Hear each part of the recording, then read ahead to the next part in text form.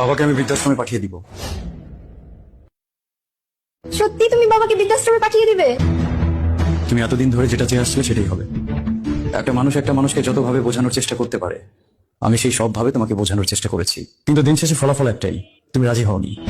আর যেহেতু তুমি আমার সহধর্মিণী, আমার জীবনের অনেক মূল্যবান সময় তোমার সাথেই কাটে, আমার জীবনের বাকিটা সময় তোমার সাথেই কাটাতে হবে।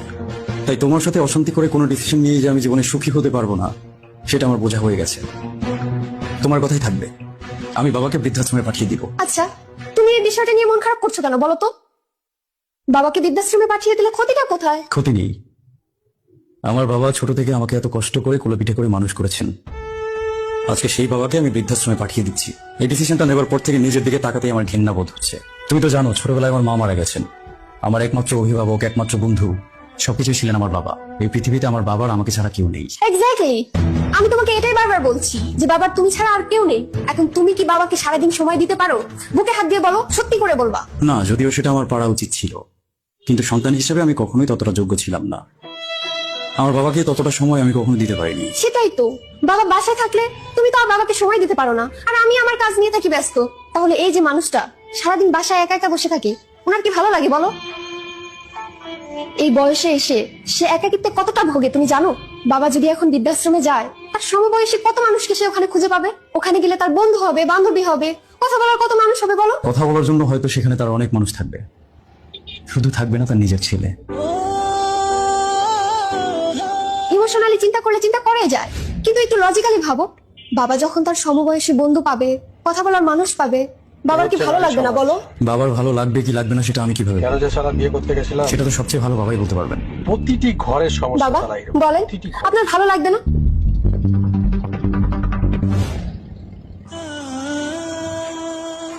কি ব্যাপার বাবা, আপনি মন খারাপ করছেন কেন? আপনি তো ওখানকার বিষয়টা বুঝতেই পারছেন না। একবার যদি বুঝে যান, তাহলে আর ওখান থেকে আসতেই চাইবেন না। হ্যাঁ, তুমি তো সেটাই চাইছো, যাতে বাবা আর কখনো সেখান থেকে ফিরে না আসে, তাই তো? না না, আমি তো সেটা বলিনি। হ্যাঁ, তুমি সেটাই বলেছো, কিন্তু হয়তোবা তোমার কাছে মনে হচ্ছে তুমি সেটা বলোনি, অথবা তোমার কাছেও মনে হচ্ছে তুমি সেটাই বলেছো, কিন্তু তুমি স্বীকার করছো না। তুমি আমার সাথে এভাবে কেন কথা বলছো? মিষ্টি করে কথা বলেও যে বীজ ঢালা যায়, এটা সম্ভবত তোমাকে না দেখলে একটা মানুষ কখনোই বলতে পারবে না। তুমি কিন্তু শুধু শুধু এখন আমাকে ভুল বুঝছো। যেহেতু সংসারটা আমাদের দুজনের, তাই সকাল বিকাল আমাকে তোমার কথাই শুনতে হচ্ছে। তাই আমি যত যাই বলি না কেন, দিন শেষে তোমার ডিসিশনকে আমার মেনে নিতে হবে, কারণ আমি চাই না আমাদের সংসারে কোনো রকমের কোনো অশান্তি হোক। বাবাকে আজকেই বৃদ্ধাশ্রমে পাঠিয়ে দিব। তবে হ্যাঁ, তোমার কথা মেনে নিচ্ছি বলে তুমি ভেবো না যে তুমি রাইট। আমাকে বাধ্য হয়ে তোমার কথা মেনে নিতে হচ্ছে। যাও, এবার বাবার ব্যাগটা গুছিয়ে দাও, আমি ওনাকে নিয়ে বের হবো। তোমরা শুধু মিলেমিশে থেকো, কোনো অশান্তি করো না। আমার ব্যাগ আমি নিজেই গুছিয়ে নিতে পারবো, সেটা নিয়ে তোমরা কোনো চিন্তা করো না। না না বাবা, আপনি কষ্ট করে ব্যাগ গুছাতে যাবেন কেন? আপনার ব্যাগ আমি গুছিয়ে দিচ্ছি। হ্যাঁ হ্যাঁ, সেটাই তো ভালো হয়। বাবাকে খেদমত করার সুযোগ হয়তো ভবিষ্যতে আর তুমি কখনোই পাবে না। তুমি গুছিয়ে দাও, সেটাই ভালো হবে। আর হ্যাঁ, সাথে আমাদের দুজনের ব্যাগটা গুছিয়ে নিও। কি বলতেছো তুমি? আমাদের দুজনের ব্যাগ গোছাবো কেন?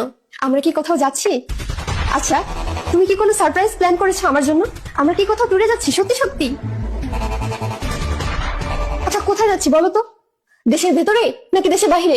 না, আমরা দেশের বাইরে কোথাও ট্যুরে যাচ্ছি না, ইভেন দেশের ভেতরেও কোথাও ট্যুরে যাচ্ছি না। আমরা তো ট্যুরেই যাচ্ছি না, আমরা আমাদের নতুন ভাড়া বাসায় উঠে যাব। এই জন্য তোমাকে ব্যাগ গোছাতে বলেছি। আমাদের নতুন ভাড়া বাসায় উঠবো মানে? আমি এই বাসা ভাড়া নিয়েছি তো। আমি তোমাকে অবশ্য বলতাম, কিন্তু বলার সুযোগটা পাইনি। আমাদের নিজেদের বাসা থাকতে আমরা আরেকজনের বাসায় ভাড়া উঠবো কেন?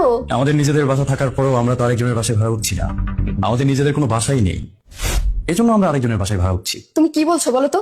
তোমার কথা কিন্তু আমি বুঝতে পারছি না। না দেখো, বাসাটা তো আমি আমার চাকরির টাকা দিয়ে করিনি, আর তুমিও যৌতুকে তোমার বাবার বাড়ি থেকে বাসাটাকে নিয়ে আসুন। এই বাসাটা আমার বাবার সারা জীবনের কষ্টের টাকা দিয়ে বানানো। তারপরে বাবা এই বাসাতে আমাকে তোমাকে থাকতে দিয়েছেন, এটা তার উদারতাই বলতে পারো, কারণ বাসাটা তো আমার না, বাবার। হ্যাঁ, তাতে কি হয়েছে? তোমার বাবার বাসা তুমি তো পাবে নাকি নাকি অন্য কেউ পাবে? তোমার তার কোনো ভাই বোন নেই, বাবার যা কিছু আছে সব তো তুমিই পাবে। হ্যাঁ পেতাম, অবশ্যই পেতাম। সেটা তখনই পেতাম যখন আমি শেষ বয়স পর্যন্ত বাবাকে দেখাশোনা করতাম, আমার দায়িত্বটা আমি পালন করতাম। তখন বাবার দায়িত্বের জায়গা থেকে সে আমাকে বাসাটা দিয়ে যেতেন। এখন আমি তো আমার দায়িত্বটা পালন করতে পারছি না, তাকে দেখাশোনা করতে পারছি না। আমাকে তোমার কথা মেনে নিয়ে বাবাকে বৃদ্ধাশ্রমে রেখে আসতে হচ্ছে। সেদিক থেকে বাবাও কিন্তু তার দায়িত্বটা পালন না করলেও পারেন। এখন আমরা প্ল্যানিং করে বাবাকে বৃদ্ধাশ্রমে রেখে আসতে যাচ্ছি। তার জীবনের শেষ সম্বল বলতেও তো একটা কিছু তার প্রয়োজন আছে, তাই না? দেখো, কিছুদিন পরে বা কিছু বছর পর যদি বাবার কিছু হয়ে যায়, তাকে কে দেখাশোনা করবে? তুমি নিশ্চয়ই করবে না। আর আমি তখন চাইলেও বাবার জন্য কিছু করতে পারবো না, কারণ কিছু করতে গেলেই তুমি আমার সংসারে অশান্তি করবা, যেটা আমি চাই না। তখন বাবা যাতে সেফ অ্যান্ড সিকিউর একটা লাইফ লিড করতে পারে, এই জন্য বাবার এককালীন কিছু টাকার প্রয়োজন আমি মনে করি। তাই বাবা একটা ডিসিশন নিয়েছেন, ডিসিশনটা হলো এই বাড়িটাকে বিক্রি করে দিয়ে যত টাকা পাওয়া যায় সমস্ত টাকা সে তার ব্যাংক অ্যাকাউন্টে ফিক্সড ডিপোজিট করে রাখবেন। কি কি কি বলছো তুমি? আর এই বিষয়ে আমাদের পারিবারিক উকিলের সাথে আমাদের কথা হয়ে গেছে। আমি আশা করছি আগামীকালকের মধ্যেই বাসাটা বিক্রি হয়ে যাবে আর সমস্ত টাকা বাবার অ্যাকাউন্টে ঢুকে যাবে।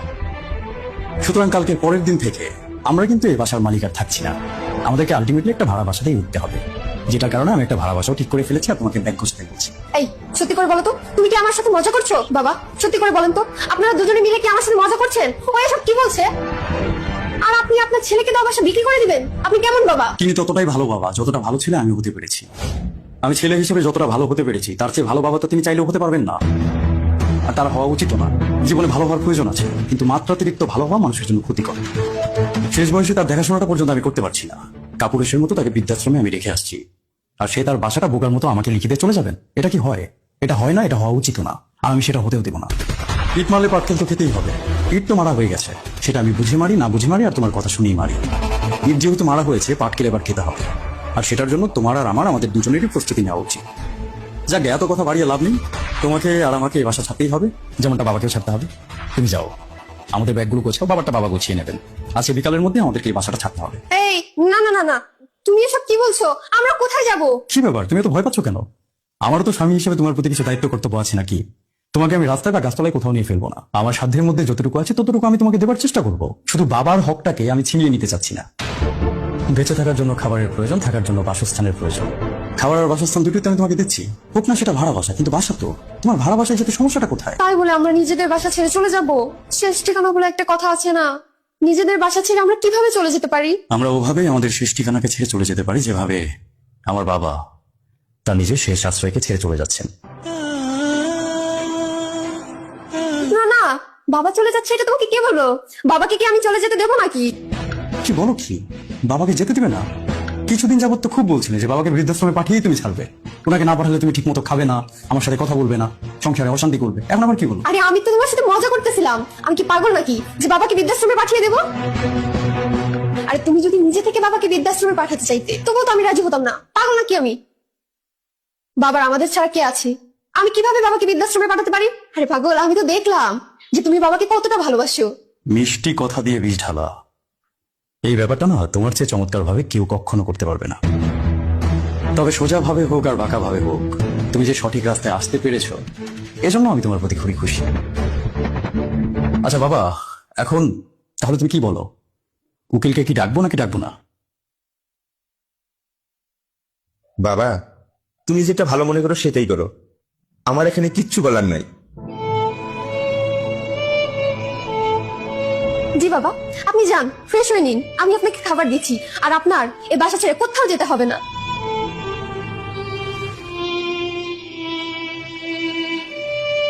না মানে বলছিলাম কি, একটা কথাও আমি তোমার সাথে এই মুহূর্তে বলতে চাচ্ছি না। দয়া করে তুমি আমার সামনে থেকে এখন যাও। এই পৃথিবীতে যারা মিষ্টি কথা দিয়ে বিষ ঢালে এই মানুষগুলো প্রচন্ড রকমের ভয়ানক হয়। একটা সাপকে বিশ্বাস করা যায়, কিন্তু এই মানুষগুলোকে বিশ্বাস করা যায় না। ও যখনই সুযোগ পাবে বাবাকে ছোট ছোট বিষয় নিয়ে অপমান করতে চাইবে, অপদস্থ করতে চাইবে, সেটাও আমার জানা। তবুও চাইলেও আমি ওকে ছেড়ে দিতে পারবো না, কারণ ও আমার সহধর্মিণী। প্রত্যেকটা মানুষের প্রতি আমার দায়িত্ব রয়েছে, কর্তব্য রয়েছে, যেটাকে আমার যে কোনো পরিস্থিতিতে পালন করতে হবে। পৃথিবীর যত দায়বদ্ধতা সব যেন পুরুষের কাঁধে এসেই পড়েছে। পুরুষকে বোঝার মতো কেউ কোনো কালেই ছিল না।